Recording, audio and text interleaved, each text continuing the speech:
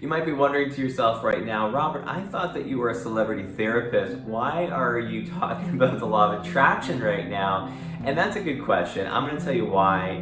My experience has been pretty interesting, regardless of who I'm working with, be an actor, musician, entrepreneur, CEO, regardless of who I'm seeing, I noticed that my clients are coming to me because they want to attract change into their lives. And I'm sure that you're the same way. Every one of us has a desire for something better in our lives. It could be a better career, it could be a better loving relationship, it could be a better physical health, a better, more vital body. Obviously, when you're dealing with a therapist, you want better mental health. So these are all things that you're wanting to attract into your life, and I've noticed that there are some keys that actually block the law of attraction from manifesting within your life. So when I was very little, even from a very, very young age, I watched Disney movies right from my as early as I can remember, and I always knew that I wanted to be in a relationship. I wanted to have love and to build a family. But there was a problem. I was overweight. My nickname in school was short, fat with glasses. I struggled with obesity, and I struggled with coping with the emotional side of obesity because I was bullied quite frequently, and I started to believe that I was worthless. I didn't deserve love. I was overweight, and this was the reason. Every time that I went and asked a girl out, that she would turn me down, and I always thought it was because of my weight. So fast forward, I went into university, my undergrad, and I got in shape. And if you followed me for a while, you probably know the story. I got in shape, I dropped all the weight, I started dating, I had many relationships, but I always felt there was still something missing. There was something wrong with me, and I could never be happy. I was still anxious, I was still depressed, and so I was really, really struggling.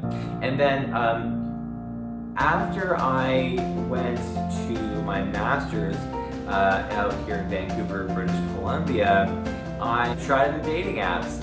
Okay, I tried dating app after dating app after dating app, and it just was not working. And one of the dates that I went on was probably the straw that broke the camel's back. I went on this date with this girl.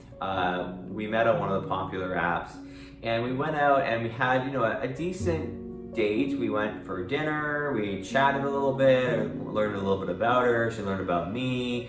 And that particular day was actually kind of a chilly day, so we were walking along the waterfront, and she didn't have any gloves, and I had 2 gloves in my pocket. So I thought, well, here, let's be romantic. I'll give her one and I'll have one, and then we can hold each other's hands so that we can stay warm together. So I thought this was really nice. I think she did too. We walked along the waterfront, and then when it was time to say goodbye, she refused to give me back her glove. And I thought, what? I love these gloves, by the way. These are beautiful leather gloves that I bought, and they were my favorite gloves.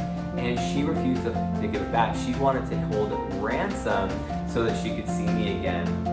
Anyway, long story short, I went through a heck of an effort to get this glove back. I had to see her again, and it was just a really negative experience. After that, I thought, you know what, Robert?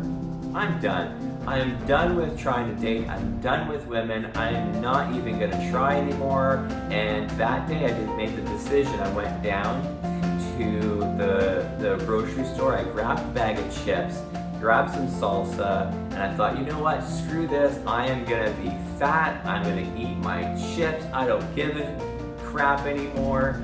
And so I got my chips. I went back into the elevator of my apartment, and in the elevator, I met a stranger. And that stranger saw me, saw my chips, and she said, hey, do you want to come to the bar with me and my friend?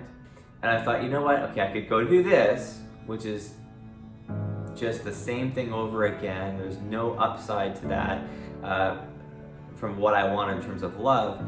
Or I could go out on this random experience with these strangers I've never met before.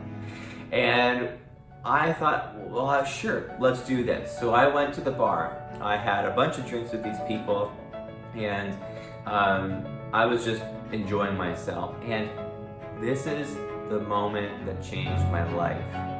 I get tapped on the shoulder, and this lady asked me, she said, "Hey, are you single?" And I said, yeah.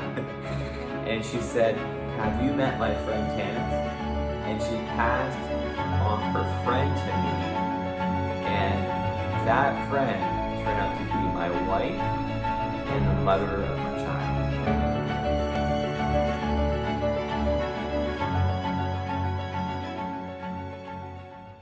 So what's happening here is I started with the desire, okay?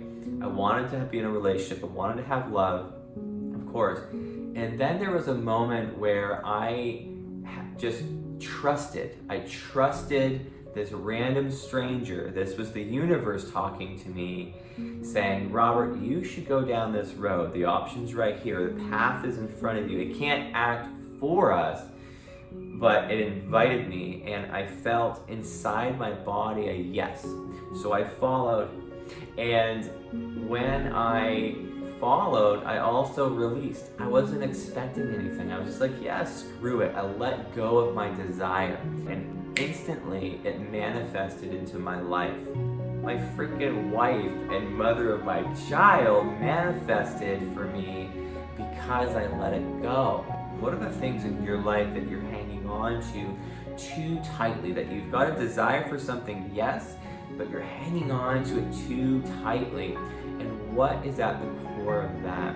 For me, the doubt that I had in the universe's ability to manifest for me, the doubt I had in myself for being worthy enough for love, that was what stopped the manifestation for me. I had the desire, but I believed that I wouldn't get it. I believed in my heart of hearts that I was not worthy of love, that I didn't deserve happiness or joy or love, and that blocked me from finding this person.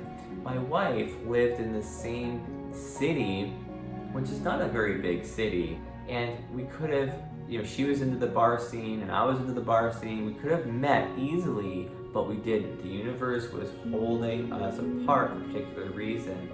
So that's the thing. So what's your desire?